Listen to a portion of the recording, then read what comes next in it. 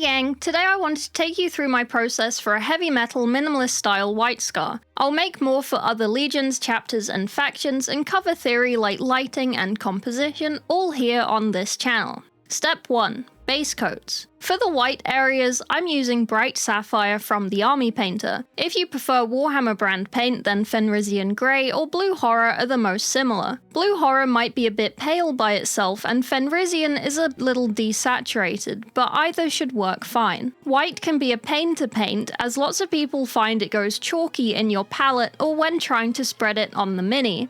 In all my tutorials, I mainly use Army Painter Fanatic paints or Warhammer pots because of this. My tap water where I live is very hard and more specifically has a very high chalk content. I'm doing a video on water and paint to better explain this, but basically my chalky water makes some pigments conglomerate and go chalky on application and dry out faster in my palette, essentially just speedrunning making limescale. If you have distilled or more pure water, then you should be fine with pretty much all brands, but I find the Army Painter Fanatic and most Warhammer paints don't have this issue with my water. For example, white paint tends to use titanium dioxide pigment, which is notoriously bad at not going chalky in water, and then there are some fillers companies use, mainly zinc or calcium carbonate. Very helpfully, hobby paint brands don't like to tell you what pigments are in which paint, so it can be hard to tell if a paint will work nicely for you. In this case, I suspect brands like Proacryl mainly use calcium carbonate filler, which essentially forms limescale really badly for me, so I can't use their white that everyone recommends me to use. But my Army Painter matte white probably uses something more like barium sulfate, which is more inert as their filler. I do still get some chalkiness over time, so I assume there is some zinc oxide in there as well. But anyway, sorry for the nerd tangent, it'll be a separate video. So using this bluish undertone should help give the white a bit more coldness, which will look really nice against the red trim and the yellow white scars heraldry, which are more warm colours. I know it's a bit taboo to use warm and cold colours on the same piece, but at times like this it's okay. We're also using a more cool-toned highlight for the red later. This blue base colour here will also give a bit of colour to the Nuln Oil wash we'll do over the top. You could use grey or just go straight over white primer with Nuln Oil, but I like the coldness it brings to the table. This layer doesn't need to be perfect, but try and make the coverage uniform. This will help in step 3 as patchy base coats may show through the top coat later. If you wanted to be pedantic, then you can do the Nuln Oil in just the places you want it to stay, but I find just a full dunk helps with the in-depth coverage for deeper shadows and speed. I know technically this White Scars in Furnace Marine should have white trim, but I wanted to show you how I would approach the red here compared to say the Blood Angel or an Imperial Fist. So for these red areas, I'm using Wyvern Fury from Army Painter, or you can use Warhammer's Wazdaka Red instead. Try and keep this neat to the bits you want red, as any mistakes will show through the Nuln Oil under the top coats and in the shadows. You could use a more ochre or brick red here to get more desert red shadows, as the Nuln Oil on the Wyvern Fury can make it look a little more purple, but I find this contrasts quite nicely with the yellow heraldry. The aim is to create that value distance with colour and tone. So armor panels and segments like trim are all separated out, so when they're on tabletop you can still see the definition and details of the mini at distance. I would spend a little extra time going back over and fixing any mistakes here, and we can't really go back after the next step, as it can be quite egregious if there are any. Step 2. Nuln Oil. This bit does not need to be careful. Just slop it on, puddle it in the edges and recesses for darker shadows, and try and do entire panels in a few strokes, otherwise you may get tide lines as it dries. Maybe be a little more careful on the blue panels with puddling on the flat surfaces, not in corners and recesses, as these can be harder to cover with the white and look patchy at the end. Make sure to properly shake your Nuln Oil for a minute, as I've had a couple times where I didn't and it's dried glossy because I didn't mix in the pigment enough with the medium fluid.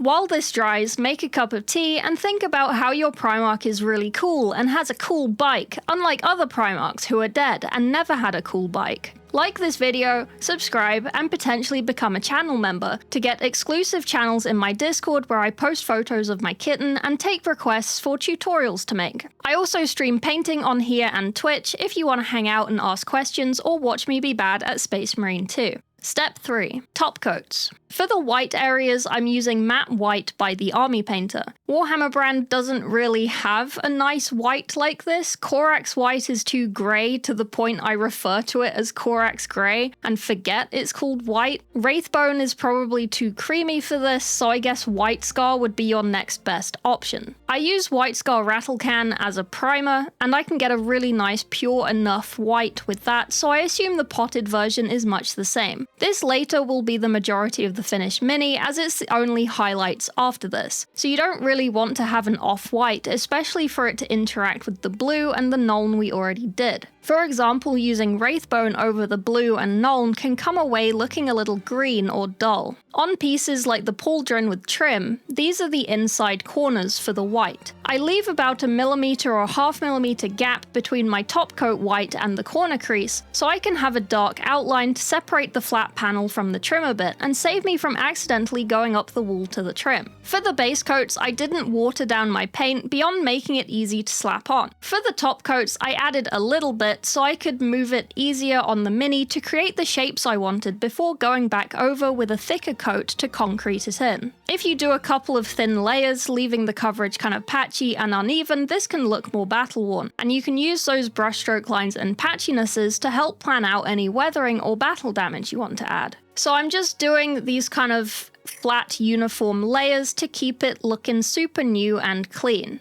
Much like how I do yellow, I would recommend doing a couple of thin layers until you kind of lose some of the blue coming through, but you can still kind of get that sort of grayish look with the white. That's what we're aiming for. You don't want it thick, pure white.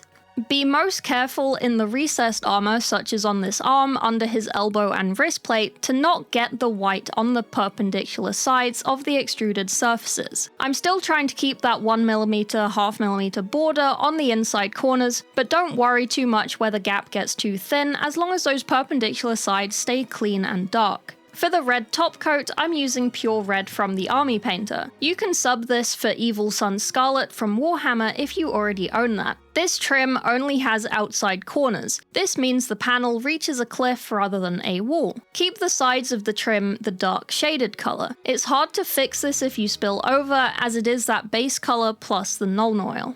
I recommend picking a plane to be the top and then keep perpendicular sides dark over the whole mini. If you want to have some extra depth, you can leave any down or backwards facing surfaces with not top coat, and use the top coat color as highlights as per step 4 on those faces. Step 4. Highlights. On the white, I'm using Ivory White by the Army Painter. If you find this too unnoticeable, you can try adding a small touch of Ice Yellow to give it some saturation, to make distance from the white. An alternate to this is Warhammer brand Wraithbone to get that slightly creamy off-white, but it might be a little grey, so you could see about adding in some White Scar you used before to brighten it up a bit. Another option is starting with White Scar and adding tiny bits of Tau Light Ochre until it's a nice soft beigey cream colour. Here, I'm essentially outlining all my top coat white with outside edges, or like on this elbow panel, a sculpted edge in the middle of an entirely top coated section. Because we're doing these over the top coat, if you make a mess, we can go back over this with some more top coat later.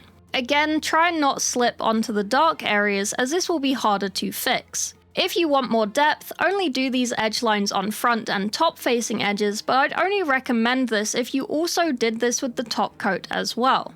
Otherwise, go all over and edge up all those cliff edges. I tend to water down my paint a bit for this, just so I can use a smaller brush so the paint doesn't dry before I put it on the mini. On these white highlights, you might find that you can't actually see them. They are meant to be subtle. But if you did the top coat not super thick with white so it still has that blue undertone, the creamy yellow highlights here should do a bit of magic for you, and trick your eyes into seeing the blue tinted white panels as more pure white, and the yellowish highlights as a brighter than that white. It's weird, but it's science. If you did the top coat white too thick, so the blue isn't really doing anything, then you could try a pale purple like the Army Painter Kraken Lavender, which tends to be my generic highlight color for white things. On the red, I'm using Barbarian Flesh from Army Painter. For Warhammer, I think the Lugganath Orange is your closest match, but I would add a touch of your top coat Pure Red or Evil Sun Scarlet if needed if you want it to be a bit more subtle. For this trim, I tend to treat them like they're metallic and pick outer edges or corners to highlight and then add a secondary bright spot if I feel like it needs it. Try and feather out these highlight spots, as having those sharp tide lines can stick out and look odd. The rest of the owl. From this video, learn the things and put it to use on the rest of the mini. This style is good for quick, consistent minis that look good with only a handful of paints. In total, this arm took me about 15-20 minutes, not including the Nuln Oil drying tea break. When I painted the rest of the mini afterwards, it took about the same time as the single arm, maybe a little longer, as it's very simple as a process and it's meant to be fast. This is my fully finished White Scar Infernus Marine in this style with all of his markings free-handed on. You can use transfers, I'm just lazy and I don't have a sheet for him to use. So if you do use transfers, remember to use a matte varnish over the top to get rid of that shininess. Here is a list of all the things I used in this video, and I will make more videos for the lenses, various guns, and freehanding hacks, so don't panic if yours doesn't look like mine. I don't tend to use transfers, but I can cover those in a video as well if needed. As always, thanks for watching. Check out my other hobby content or my dumbass gaming content on the main channel. Like, sub, leave a comment how you got on, Discord in the description, and see ya.